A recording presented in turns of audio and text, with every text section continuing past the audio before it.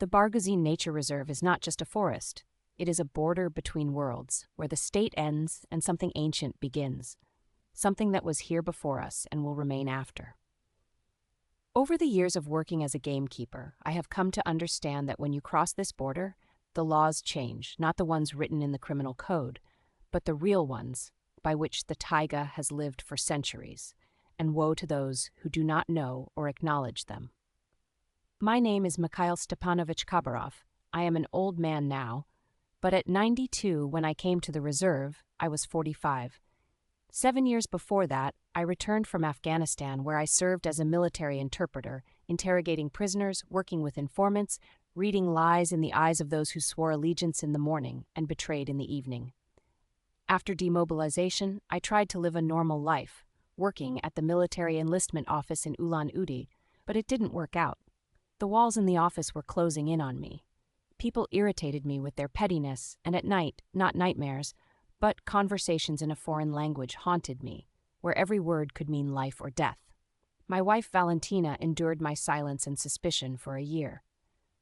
Then she packed her things, took our daughter Katya, and left for Irkutsk, saying that I stayed in the mountains, and a stranger came home.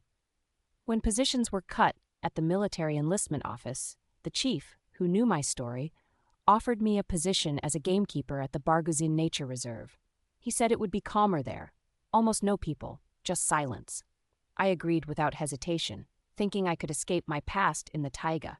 But it turned out that in the taiga, the past catches up even faster. It just comes not in nightmares, but in reality. There are events that divide life into before and after. And for me, such an event was not the war in Afghanistan, not the divorce from my wife, but 5 days in November 1995 when I was dying and telling unfamiliar old women that I had sworn to take to the grave. On November 15, 1995, the first real snow fell. Not the slush that was in October, but dense, crunchy snow where tracks could be read like a book. I went out for a walk at 4 a.m, still dark. On my horse, Seaman Mango, Old Ewing, I rode to the border for salt and noticed fresh snowmobile tracks near the old geologist's road. A snowmobile in November in such wilderness is a sure sign that someone is poaching sable. Sable, a small animal the size of a dog, but the fur of the male is worth a fortune. Chinese traders in the 90s roamed the border as if it were their own, paying so much for a gram of fur that a gamekeeper wouldn't earn in half a year. If they even received a salary by the 4th month, they didn't pay, living off what the taiga provided from the garden. 12 kilometers from the house, noticeable trails led to a decaying cabin. By 8 a.m, I was at the scene when the sun had just gilded the treetops. I found the tracks right away. 2 people had passed 3 days ago, carrying something heavy, judging by the depth of the footprints. I had to wait a long time. The first day was fruitless. Only a squirrel above me protested that I had taken its tree. The second day, I found the bodies in a dry creek bed, but the gunshot wounds seemed to be from an automatic rifle, not a hunting rifle. By evening, it started to get cold. The thermometer that I carried on my backpack showed -18. It's tough to camp in such temperatures without a tent. The comfort is questionable, but a campfire would scare away poachers for miles, so I settled right under a cedar tree, laying down a bed of spruce twigs, wrapping myself in everything I had. Wearing a quilted jacket over a military surplus tent, I tucked my feet into my backpack. With the cold biting for half-hour intervals, it was hard to forget for long. I had to get up, squat, and wave my arms to get the blood flowing. On the second day around 3 o'clock, as the sun was already dipping towards the horizon and shadows grew long, I heard branches crackling from the direction of the old road. At first I thought it was an elk.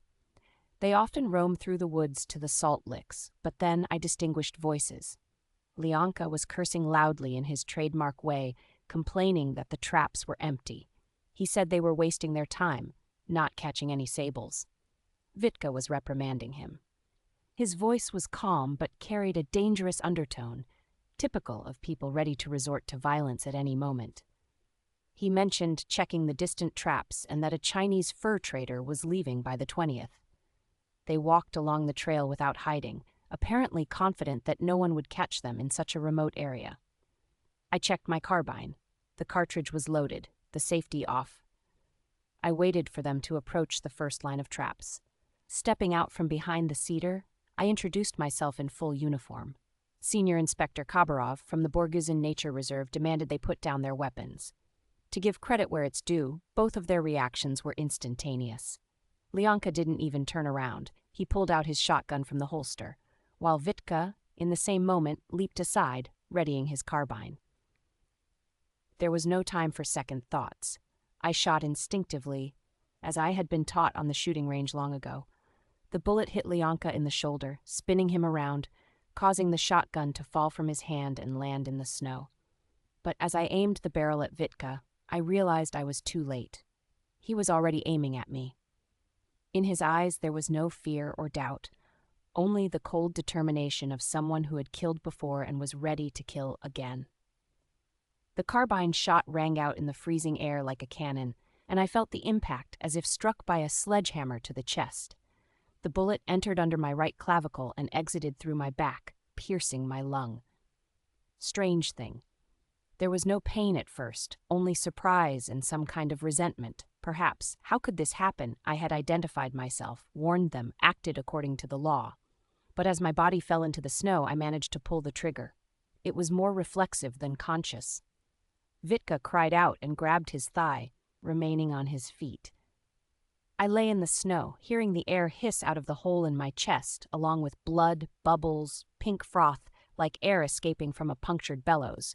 This is called pneumothorax, when air enters the pleural cavity and the lung collapses like a deflated balloon.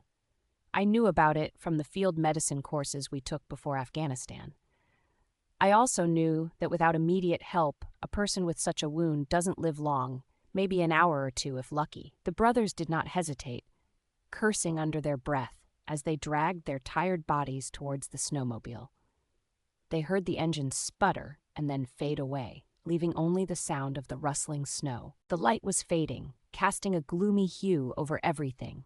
It was as if ink was spreading on wet paper, the blood dripping onto the snow, forming dark stains. Trying to stand up, they could only manage to get on all fours. The pain in their chest with every movement was excruciating, making their vision blur. Breathing became increasingly difficult, as if someone was slowly tightening a noose around their throat. Leaning on the nearest tree, they managed to get up and started walking, leaving bloody handprints on the bark. "Only 12 kilometers to the cabin," they repeated to themselves. "Just 12. It should be possible to reach it in a day." But after a few meters, they realized they wouldn't make it. Each step caused such pain in their chest that it made their vision darken. 3 kilometers. That's all they could manage. Their legs gave out completely.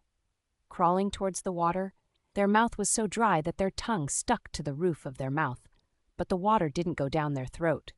It bubbled, spilling back out mixed with blood. Sitting under an old larch tree, they leaned against the trunk. The cold was no longer felt. On the contrary, it was warm, almost hot. They wanted to take off their jacket, but their hands wouldn't obey. They knew it was a bad sign when feeling hot in freezing conditions meant the end was near. Memories from the past flashed before their eyes. Not their whole life as promised, but only fragments. Lentina's face when she said she was leaving, the eyes of that Afghan boy during interrogation, Katya laughing with her missing front teeth. They couldn't remember how long they had been sitting there. Maybe an hour. Maybe more. They snapped out of it when someone shook them by the shoulder. Opening their eyes, they saw the wrinkled face in a reindeer hat leaning over them. It was Semyon Mango, the old Halston, even man they sometimes shared tea with at the outpost when he passed by. He asked if they were alive, but he had already seen everything. The blood on the snow, the hole in the jacket, their pale face. They mumbled that the shooters had been ambushed, and the pink foam from Art was spreading again. Semyon shook his head, muttered something in his language, scolding or invoking spirits, then said the hospital was 70 kilometers away. They wouldn't make it. But there was Maria Ivanovna at the cold spring, 8 kilometers from here. She would help if she wanted to. Semyon dragged them onto the sled. The old man, 70 years old.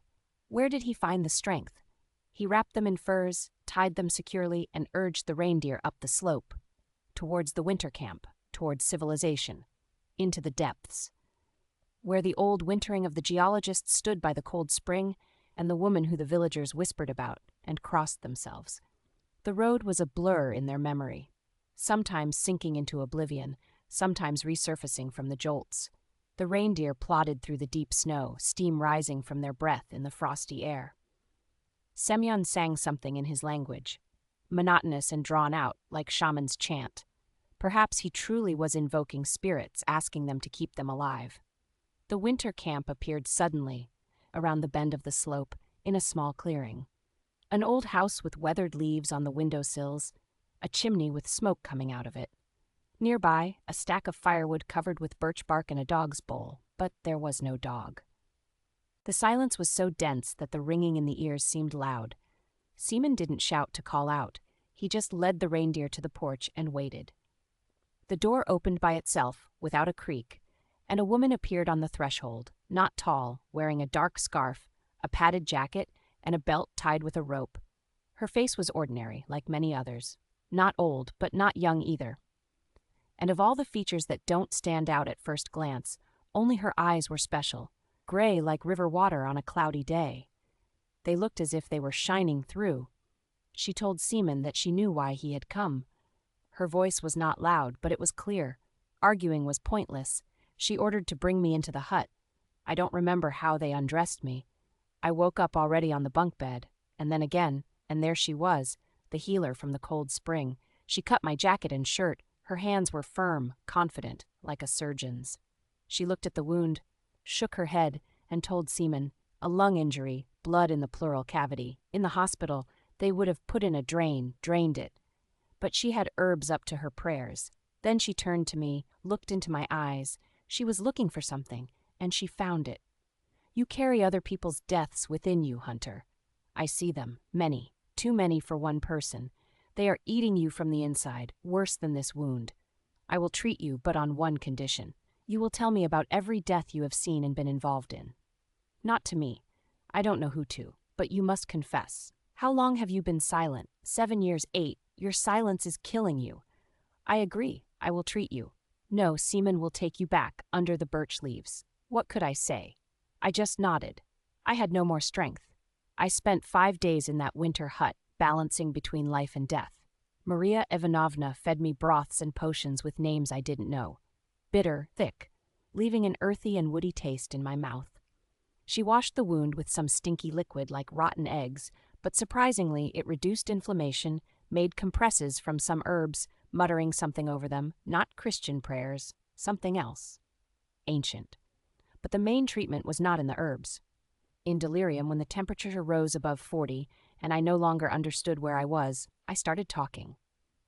At first incoherently, snippets of phrases in Dari and Pashto, which I remembered from Savgan. Then, when the delirium subsided and moments of clarity came, I started telling consciously, not because I wanted to, but because I couldn't stay silent.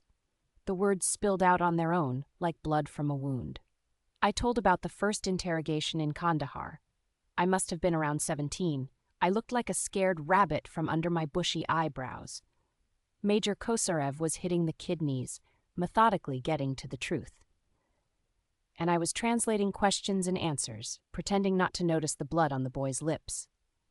When Kosarev pulled out a photo of a girl around 14 and said, "Translate what we'll do to her if she doesn't talk," I translated. The boy broke, revealed a stash of weapons. A week later, news came that his entire family had been slaughtered by the enemies for treason. His sister was found in a well.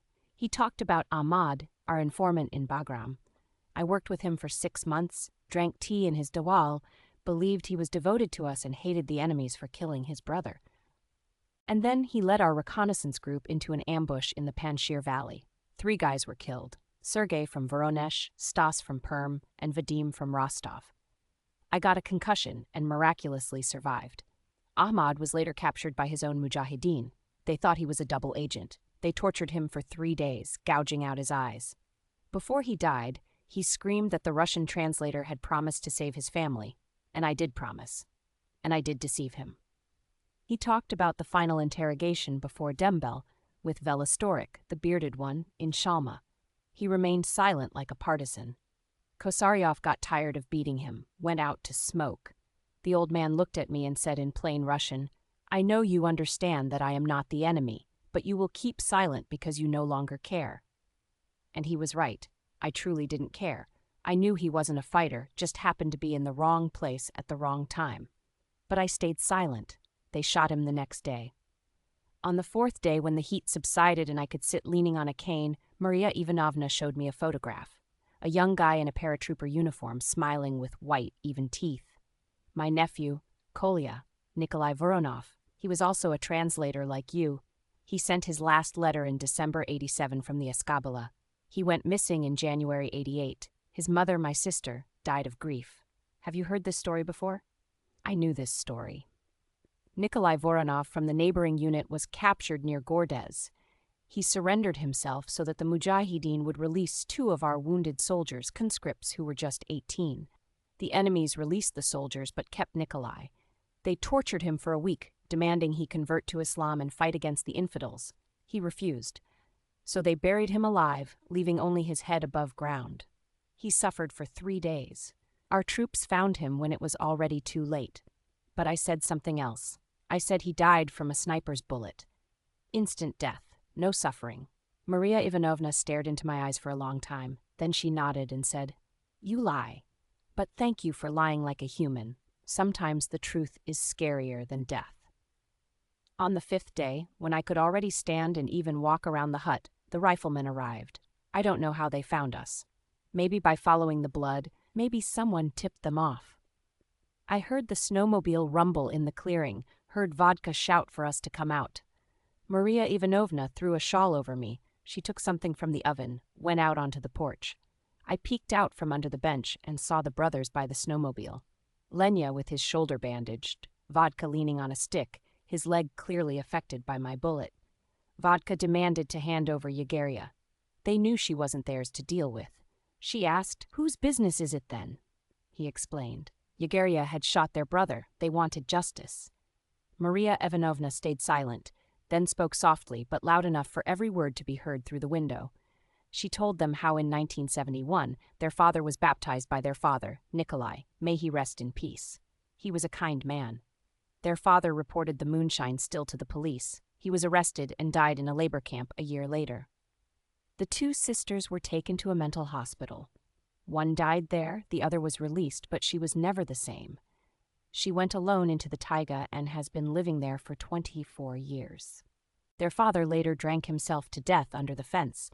Perhaps his conscience got to him, if he had one. Now they have returned, and she tells them to leave. If they leave now, they will live. If they don't, no one will find them in the spring. Lenka made a move, reaching for his gun, but Vedioka stopped him. There was something in the old woman's voice that even gave me goosebumps in the freezing cold.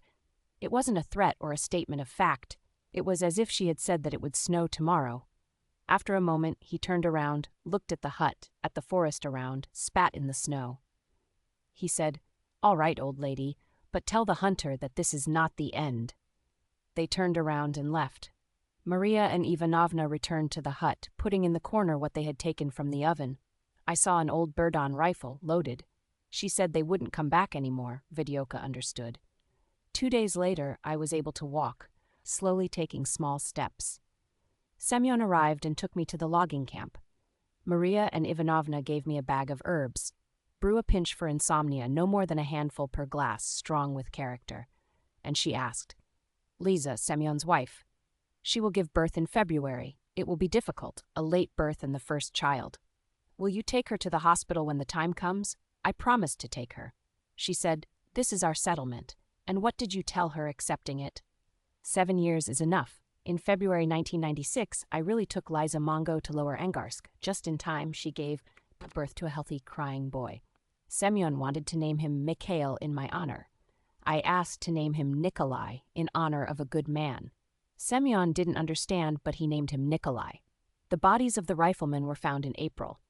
They fell through the ice at the cold spring. It was an early spring, with ice still strong under the taiga.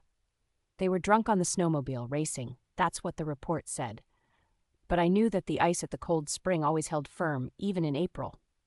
The warm springs underground prevent it from freezing thickly, but they also prevent it from thawing prematurely.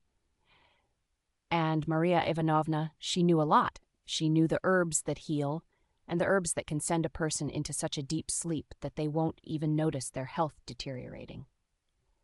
Half of Lower Angarsk came to the rifleman's funeral. They weren't liked, but they had to be respected. Maria Ivanovna also came. For the first time in many years, she appeared in the village. She approached the mother of the rifleman, an old blind woman. She said something quietly. The woman cried, kissed the healer's hand. After that incident, Maria Ivanovna was never seen again.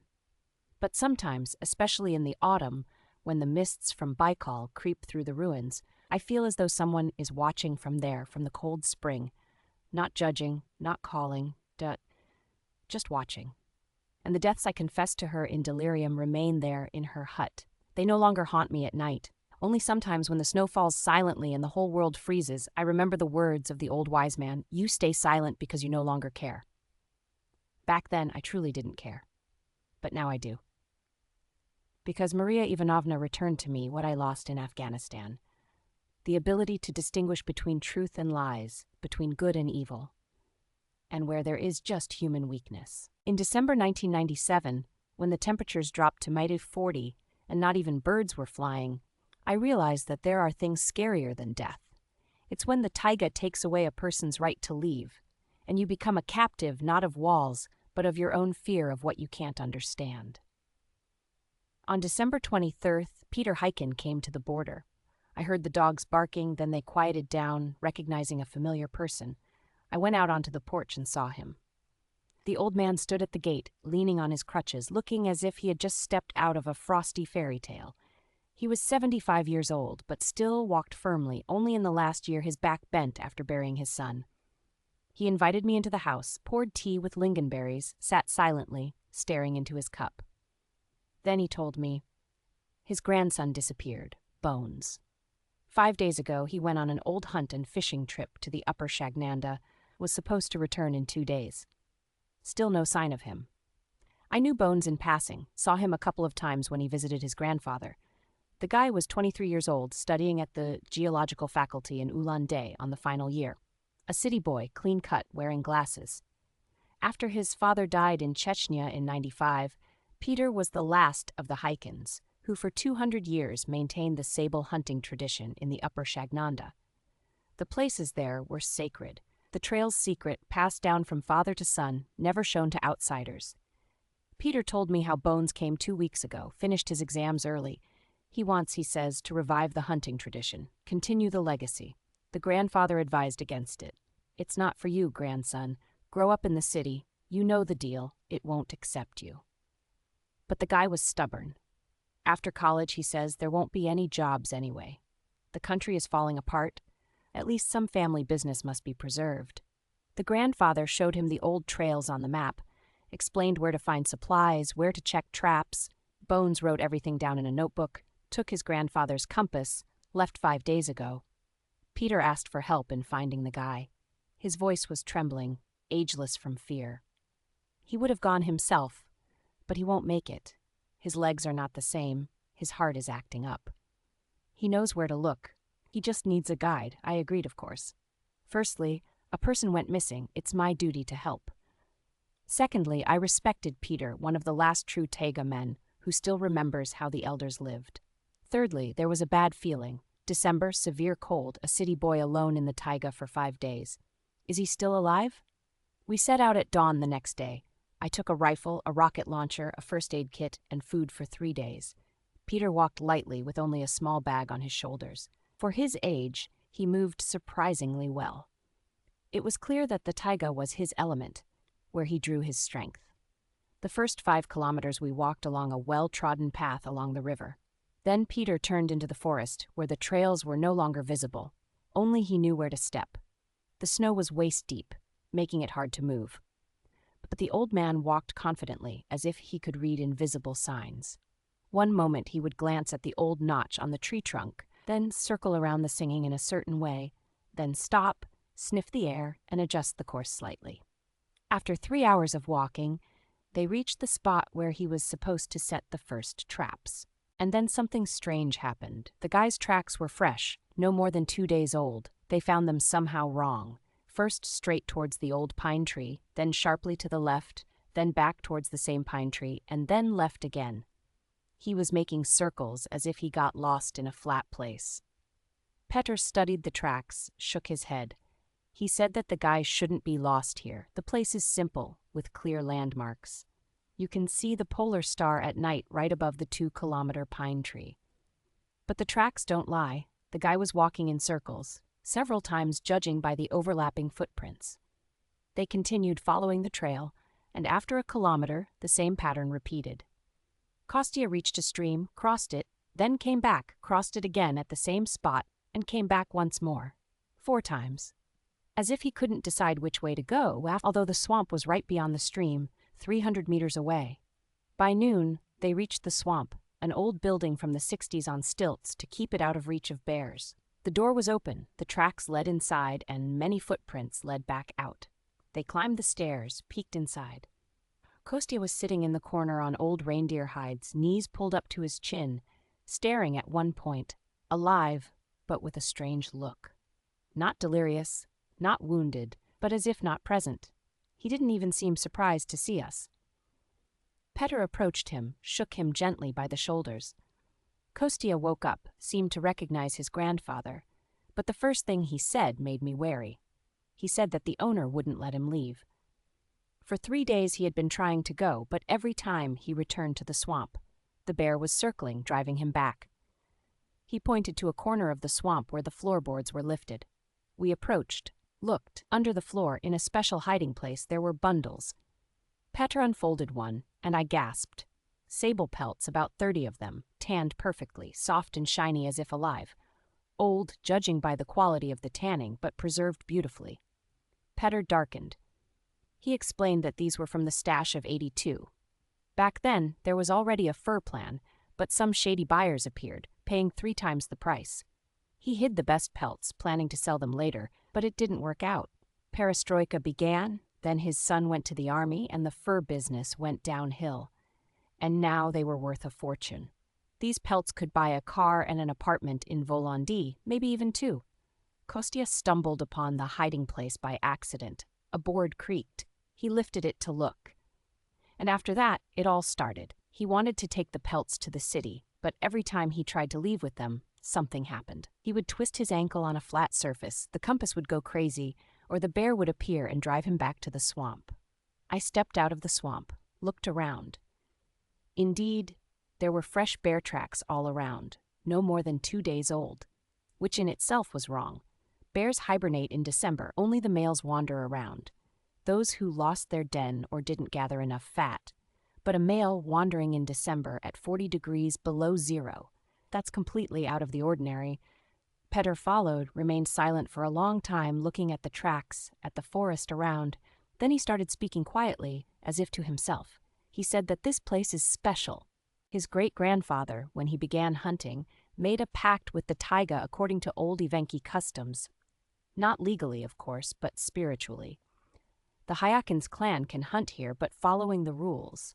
Not being greedy, respecting traditions, teaching the younger ones, and most importantly, only hunt if you have passed the initiation ritual.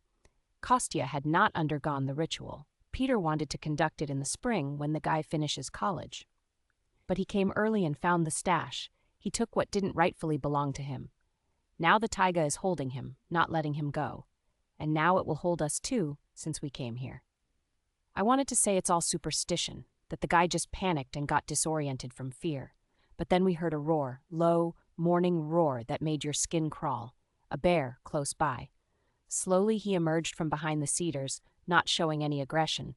A huge female bear, around 300 kilograms, but her fur was sparse, indicating she was a wanderer. She stopped about 30 meters away, looking at us. There was neither malice nor hunger in her eyes, but something else. Something I had never seen in the eyes of a wild animal before. It was as if she was waiting for something. I unslung my rifle, but Peter put his hand on the barrel and said, "Don't. She didn't come to attack. She came to show us." The bear indeed turned around and slowly walked into the forest, glancing back as if bidding us farewell. Peter told Kostya to take all the pelts, every single one. The guy resisted, saying he couldn't leave without them. He had tried before. but Peter insisted. We packed the pelts into a backpack and followed the bear. She led us for about an hour through thickets, over cliffs, through places where you couldn't pass in summer, only on snow in winter. She brought us to 3 larch trees that grew from a single root, intertwining with their trunks. The place was extraordinary. The silence was so profound you could hear a ringing in your ears. The snow around was undisturbed, as if the animals avoided it. On the central old larch tree, some signs were already covered with bark. Peter said that this was a place of power and tradition. Here his great-grandfather made a pact with the taiga. Here his father was initiated into hunting, and here Kostya was supposed to be initiated too, but in the right way when the time comes. The old man took out from his bag what I had mistaken for supplies. It turned out to be items for the ritual: an old knife with a bone handle, a pouch of tobacco, and some other bundles. He began preparing for the ritual, instructing us not to interfere. The ritual was simple yet strange. Peter lit a small fire, threw tobacco into the flames by the central larch tree. Thick smoke rose, enveloping us. He spoke something in Evenki language, reciting monotonously like a prayer. Then he took the knife, made a cut on his palm, and smeared the tree bark with blood from the cut. Kostya was told to do the same. The guy was trembling but complied, and when his blood mixed with the grandfather's blood on the larch tree bark, something changed. I can't explain exactly what. The air seemed to thicken, then return to normal. The bear, who had been sitting aside like a dog all this time, stood up and walked into the forest. She left calmly without looking back. Peter turned to Kostya, speaking in Russian now, and said that the ritual had been performed, but not in full. The complete initiation can only be done in spring when the taiga awakens. For now, they had received temporary permission, but the choice was up to Kostya. Either he takes on the hunting with all its responsibilities, living here at least half a year, learning from his grandfather to pass it on to his children later, or he refuses forever, returns the taiga furs, and goes back to the city. Kostya remained silent for a long time. He looked at his grandfather, at me, at the forest around. Then he took off his backpack with the furs, approached the linden trees, took out all 30 furs, and placed them at the roots of the central tree. He told his grandfather that he couldn't do it. Not because he was afraid or didn't want to, but because he understood. This was not his life. He was a geologist, not a hunter. He grew up in the city and would remain there. Peter nodded with a hint of sadness and understanding. He said that this, too, was a choice, and the taiga accepted him. The hunting tradition would die with him, the last of his line, but it was better than passing it on to someone not ready to bear this burden. The return journey took only 4 hours. They walked a straight path. We saw our morning tracks, but they took a different route, a shorter one. By evening, they reached the border. Kostya left for Ulan-Ude the next day to continue his studies. Peter stayed with me for another day. In the evening, by the fire, he told me what he had kept silent about. The bear they encountered was the same beast that his father had spared in 1958, even though he could have killed it. He found the bear's den with cubs. The mother was asleep. According to all hunting rules, they could have taken it, but they chose not to. They left quietly. Since then, bears of this kind have remained the guardians of the hunting grounds, not in a mystical sense, but in a natural way, marking their territory and driving away intruders. But they do not harm hikers. As for the furs that Kostya left under the linden trees, Peter said they wouldn't be there in spring. They wouldn't be stolen. They would simply decay, return to the earth, as everything that has outlived its time should, just like the hunting tradition. In March 1998, Peter the hunter passed away, quietly in his sleep, in his home in Lower Angarsk. Kostya attended the funeral, then came to see me. He said that in spring, when the snow melted, he wanted to visit the 3 linden trees, not to retrieve the furs, but to bid farewell to the place. I promised to accompany him. We went in May. The furs were gone, as Peter had predicted. Only old scraps of fur in the grass remained where they had lain for years, now months. Kostya stood by the linden trees. He whispered something, perhaps saying goodbye, perhaps seeking forgiveness. Then we left. And he never returned to the taiga again. It was a long time ago, yet it feels like yesterday. Now, when I am over 60 and the hunting grounds have long been handed over to a young gamekeeper, I sometimes think about what the taiga taught me. Not survival skills, not tracking, not the ability to read the forest like a book. You can learn that from a manual. The taiga taught me to let go. Maria Ivanovna let go of my guilt, taking it in exchange for confession. Peter let go of his tradition, accepting that it could die with dignity. Kostya let go of someone else's dream, choosing his own path. And me? I learned to let go of the past, which I carried like a wounded soldier carrying a fallen comrade, not believing that he was dead. Sometimes I come to Nizhny Angarsk, pass by the house where Petr used to live. Now other people live there. Maria Ivanovna passed away quietly in the winter of 2001. The cold spring is abandoned. The winter dwellings have collapsed, but the places of power do not disappear. They simply wait. Maybe not for us, maybe for those who come after us, or maybe they don't wait for anyone at all. They just exist, that's all, like the taiga itself.